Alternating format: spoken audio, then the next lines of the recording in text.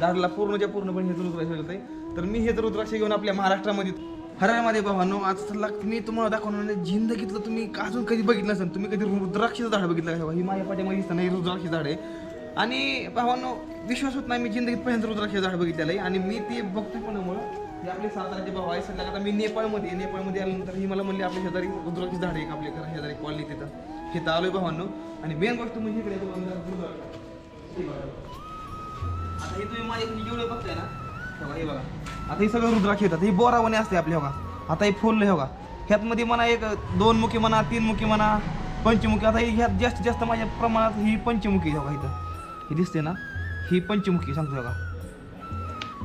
आणि भावांनो तेव्हा तुम्हाला तर वाटतं का नाही ही रुद्राक्ष तुमचा व्हावा तर खोटं बोलत नाही. ही आहे का नाही आता ह्या पिशवीमध्ये मी रुद्राक्ष घेऊन आपल्या महाराष्ट्रामध्ये आणलं नेपाळमधनं भावांनो.